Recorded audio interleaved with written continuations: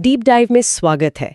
आज का हमारा टॉपिक बहुत ही महत्वपूर्ण है, इंडियाज कॉन्स्टिट्यूशनल माइलस्टोन्स यानी भारतीय संविधान के प्रमुख संशोधन।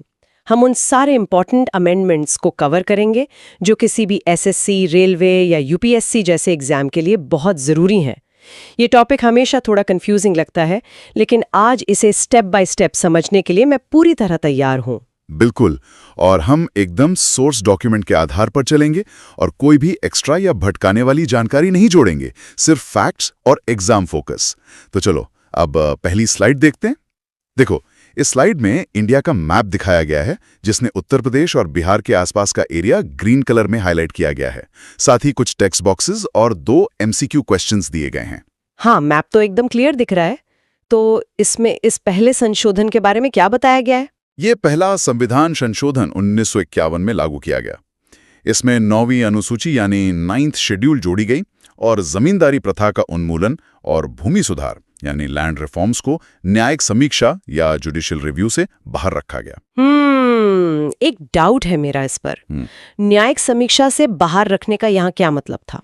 इसका सीधा मतलब है कि भूमि सुधार के कानूनों को कोर्ट में इस आधार पर चुनौती नहीं दी जा सकती कि वो मौलिक अधिकारों का उल्लंघन करते हैं। अच्छा, समझ गई। ये नीचे दिए गए एमसीक्यू बॉक्सेस एग्जाम के लिए इंपॉर्टेंट लग रहे हैं।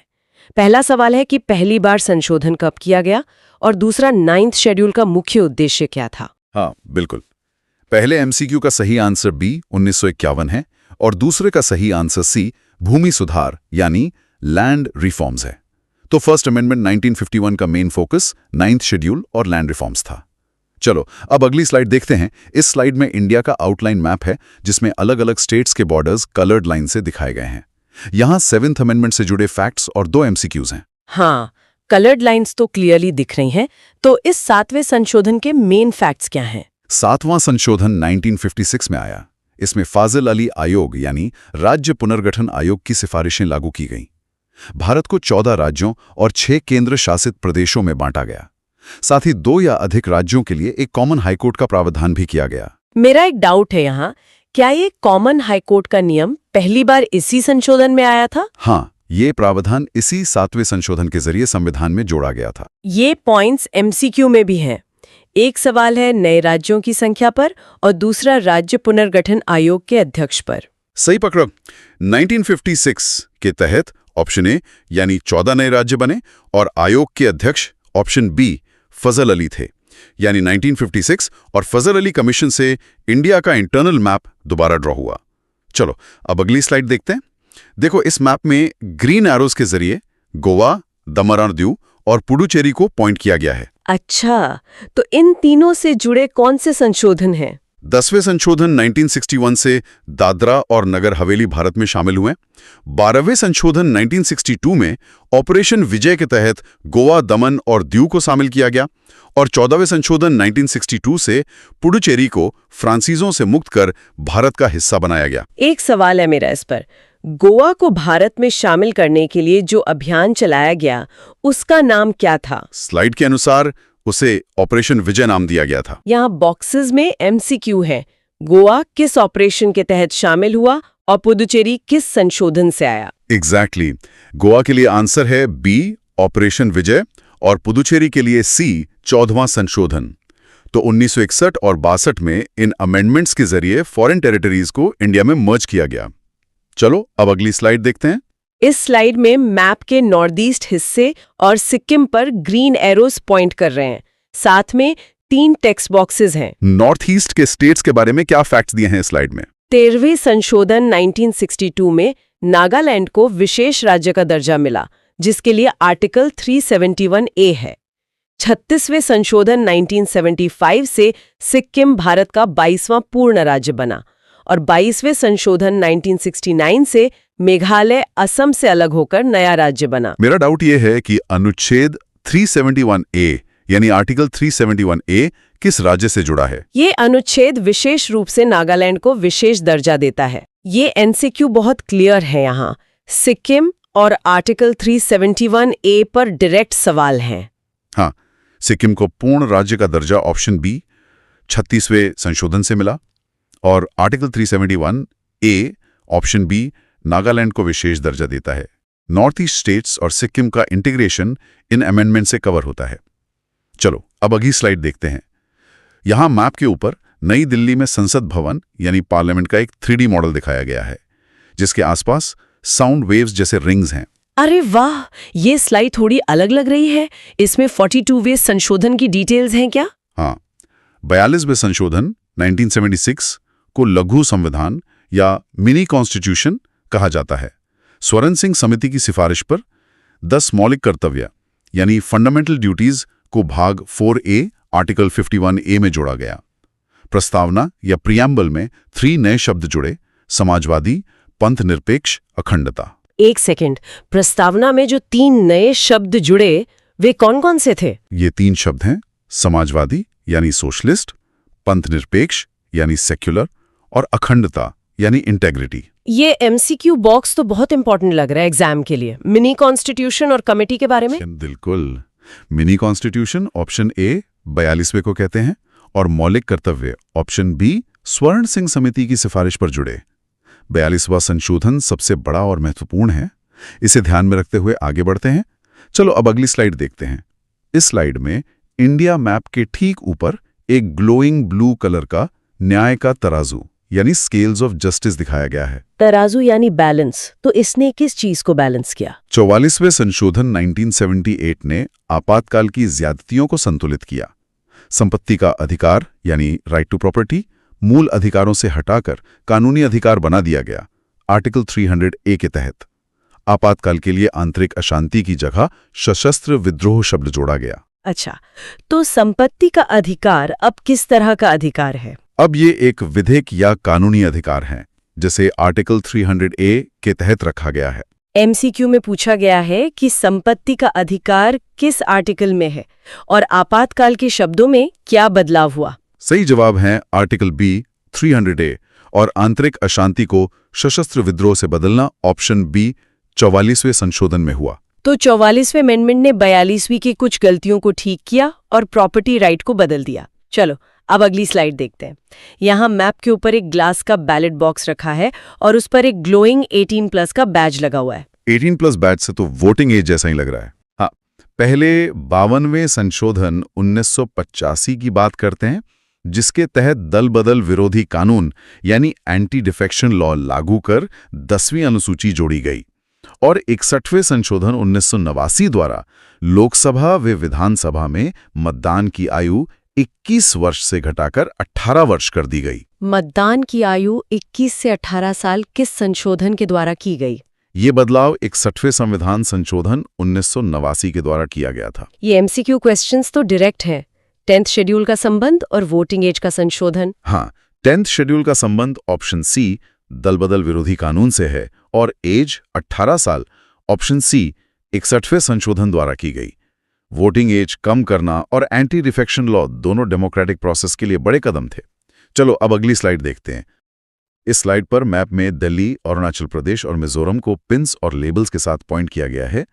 दिल्ली के लिए कौन सा विशेष संशोधन दिया गया है यहाँ? 69वें संशोधन 1991 से दिल्ली को राष्ट्रीय राजधानी क्षेत्र यानी NCR का विशेष दर्जा मिला, जिसके लिए आर्टिकल 239A है। 53वें संशोधन 1986 से मिजोरम भारत का 23वां राज्य बना और 55वें संशोधन 1986 से अरुणाचल प्रदेश भारत का 24वां राज्य बना। दिल्ली को NCR का दर्जा किस आर्टिकल के तहत दिया गया? संविधान के आर्टिकल 239A के तहत दिल्ली को यह दर्जा मिला। यहाँ भी 2 इंपॉर्टेंट MCQ हैं, NCR का दर्जा और 55वें संशोधन का नया राज्य। करेक्ट। NCR का दर्जा ऑप्शन B 69वें संशोधन द्वारा मिला और 55वें से ऑप्शन D अरुणाचल प्रदेश को पूर्ण राज्य का दर्जा मिला। दिल्ली का NCR बनना एक बड़ा एडमिनिस्ट्रेटिव माइलस्टोन था। चलो अब अगली स्लाइड देखते हैं। इस मैप पर अलग अलग दिशाओं में एरोस पॉइंट कर रहे हैं, जहां कोंकणी, नेपाली, बोडो और मणिपुरी लैंग्वेजेस लिखी हैं। भाषा से जुड़े संशोधन है, मतलब इसमें क्या डिटेल्स दी हैं? 21वें संशोधन 1967 से सिंधी 15वीं भाषा बनी। 71वें संशोधन 1992 से नेपाली, मणिपुरी, कोंकणी जुड़ी। इसकी ट्रिक नमक यहां लिखिए। और 92वें संशोधन 2003 से बोडो, डोंगरी, मैथिली, संथाली को जोड़ा गया, जिसकी ट्रिक BDMS है। वर्तमान में 8वीं अनुसूची में कुल 22 भाषाएं हैं। ये नमक ट्रिक किन भाषाओं को याद रखने के लिए है? नमक का मतलब है ना से नेपाली, मा से मणिपुरी और के से Konkani. Exam point of view से यहाँ एमसीक्यू बहुत जरूरी है। 71वें संशोधन में कौन सी भाषा नहीं जुड़ी और टोटल भाषाएं कितनी हैं? बिल्कुल, 71वें में ऑप्शन डी बोडो नहीं जुड़ी थी क्योंकि वो 92 में आई थी, और वर्तमान में कुल ऑप्शन डी 22 भाषाएं शामिल हैं। लैंग्वेज एडिशंस को याद रखने के लिए ये ट्रिक्स बहुत यूजफुल हैं। चलो अब अगली स्लाइड देखते हैं। इस स्लाइड में इंडिया मैप रात के वक्त जगमगाती लाइट्स के साथ है। एक तरफ एक ग्लोइंग पेड़ के नीचे लोग बैठे हैं और दूसरी तरफ एक आधुनिक शहर का चित्र है। पेड़ के नीचे लोग और शहर, मतलब गांव और शहर दोनों की बात हो रही है। हाँ, 73वें संशोधन 1992 ने पंचायती राज को संवैधानिक दर्जा दिया। इसमें 11वीं अनुसूची जोड़ी गई जिसमें 29 विषय हैं। ये पूरे देश में 24 अप्रैल 1993 को लागू हुआ, जिसे पंचायती राज दिवस कहते हैं। 74वें संशोधन 1992 ने शहरी स्थानीय निकायों या नगरपालिकाओं को दर्जा दिया, जिसमें 12वीं अनुसूची और 18 विषय हैं। मेरा एक डाउट है, पंचायती राज दिवस किस दिन मनाया जाता है और क्यों? ये 24 अप्रैल को मनाया जाता है क्योंकि इसी दिन 1993 में पंचायती राज पूरे देश में लागू हुआ था। यहाँ के एमसीक्यू बॉक्सेस में सब्जेक्ट्स और 74th संशोधन के बारे में पूछा गया है। हाँ, 11वीं अनुसूची में कुल ऑप्शन सी 29 विषय हैं और 74वां संशोधन ऑप्शन बी शहरी स्थानीय निकाय से संबंधित है। लोकल सेल्फ गवर्नमेंट यानी ग्राम और शहर के लिए ये दोनों अमेंडमेंट सबसे बड़ा आधार हैं। चलो अब अगली स्लाइड देखते हैं। यहाँ मैप के ऊपर एक ग्रेजुएशन कैप यानी डिग्री हैट और 2 सुनारे हाथ मिलते हुए दिखाए गए हैं। ग्रेजुएशन कैप का मतलब शिक्षा से जुड़ा कोई पॉइंट होगा? सही कहा। 86वें संशोधन 2002 ने शिक्षा का अधिकार यानी आरटीई को मौलिक अधिकार बनाया। आर्टिकल 21A के तहत 6 से 14 वर्ष के बच्चों के लिए निःशुल्क और अनिवार्य शिक्षा लागू हुई और ये 11वां मौलिक कर्तव्य भी बना। 97वें संशोधन 2011 ने सहकारी समितियों यानी कोऑपरेटिव सोसाइटीज को संवैधानिक दर्जा दिया भाग 9B में। शिक्षा का अधिकार किस उम्र के बच्चों के लिए अनिवार्य किया गया है? ये 6 से 14 वर्ष के बच्चों के लिए निःशुल्क और अनिवार्य किया गया है। एमसीक्यू बॉक्सेस हाईलाइट कर रहे हैं आरटीई का आर्टिकल और सहकारी समितियों का संशोधन। सही। RTE option B article 21A के तहत मौलिक अधिकार है और कोऑपरेटिव सोसाइटीज को ऑप्शन सी 97वें संशोधन से दर्जा मिला। एजुकेशन फॉर ऑल और कोऑपरेटिव्स दोनों ही सोसाइटी के विकास के लिए जरूरी है। चलो अब अगली स्लाइड देखते हैं। इस स्लाइड में इंडिया और बांग्लादेश की बॉर्डर पर एक बड़ा सा ग्लोइंग रूपी कॉइन बना हुआ है। बॉर्डर पर कॉइन, ये काफी इंटरेस्टिंग विजुअल है। देखो, 100वां संशोधन 2015 भारत बांग्लादेश के बीच भूमि सीमा समझौता या लैंड बाउंड्री एग्रीमेंट है। 101वां संशोधन 2016 देश में वन नेशन वन टैक्स यानी जीएसटी से जुड़ा है। जीएसटी पूरे भारत में 1 जुलाई 2017 से प्रभावी हुआ। एक डाउट है, जीएसटी पूरे भारत में किस तारीख को लागू किया गया था? ये 1 जुलाई 2017 से पूरे देश में प्रभावी किया गया। एग्जाम पॉइंट से ये दोनों एमसीक्यूज बहुत कॉमन है, लैंड बाउंड्री एग्रीमेंट और जीएसटी के संशोधन नंबर। हाँ, land boundary agreement option B 100वां संशोधन है और जीएसटी ऑप्शन बी 101वां संशोधन है।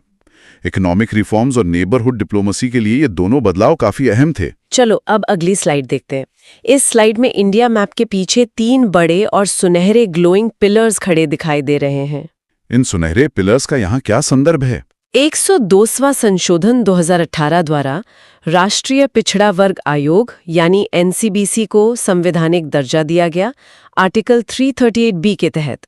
103वां संशोधन 2019 द्वारा सामान्य वर्ग के आर्थिक रूप से कमजोर लोगों यानी ईडब्ल्यूएस के लिए 10% आरक्षण की व्यवस्था की गई।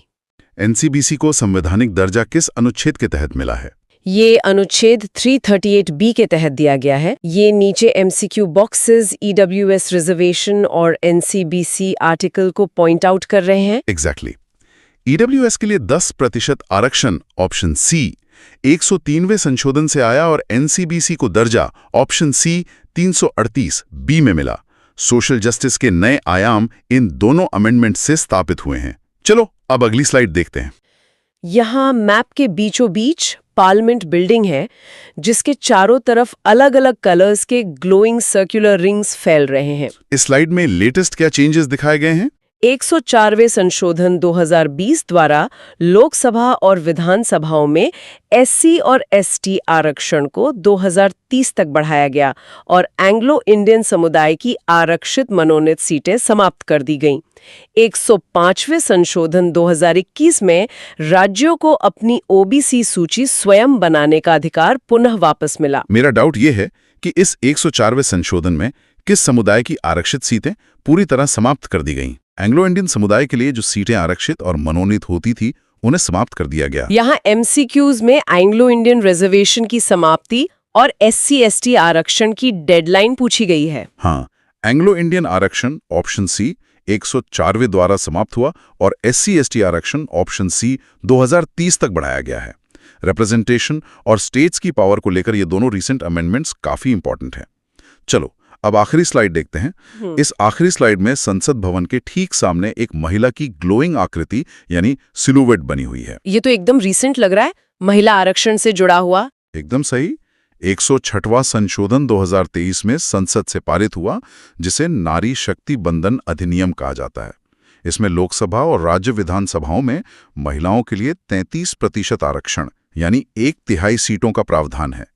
ये आरक्षण परिसीमन यानी डिलिमिटेशन के बाद लागू होगा और शुरुआती 15 वर्षों के लिए प्रभावी रहेगा। पर ये महिला आरक्षण कानून कब से लागू माना जाएगा? ये आरक्षण परिसीमन प्रक्रिया पूरी होने के बाद लागू होगा। एग्जाम के लिए ये लेटेस्ट एमसीक्यूज हैं। 106वां संशोधन किस बारे में है और कितना % आरक्षण है? बिल्कुल सही। 106वां संशोधन ऑप्शन सी महिला आरक्षण से जुड़ा है और इसमें ऑप्शन बी 33% आरक्षण दिया गया है। वुमेन एम्पावरमेंट के सबसे नए और अहम कदम के साथ हमारी स्लाइड्स यहाँ पूरी होती हैं। तो आज हमने भारत के पहले संविधान संशोधन 1951 से लेकर 106वें संशोधन 2023 तक के सफर को पूरी डिटेल में देखा। ये पूरी जर्नी दिखाती है कि हमारा संविधान कितना जीवित और लचीला है, जो समय के साथ खुद को अपडेट करता रहता है। सही कहा आपने। अब सुनने वालों के लिए सोचने वाली बात यह है, अगर देश की वर्तमान चुनौतियों को देखते हुए किसी को 107वां संशोधन करने का मौका मिले तो वो किस विषय पर होना चाहिए? इस सवाल पर विचार जरूर करें। ध्यान रहे, हमने सिर्फ वही फैक्ट्स कवर किए हैं जो सोर्स मटेरियल में थे। डीप डाइव सुनने के लिए बहुत बहुत धन्यवाद।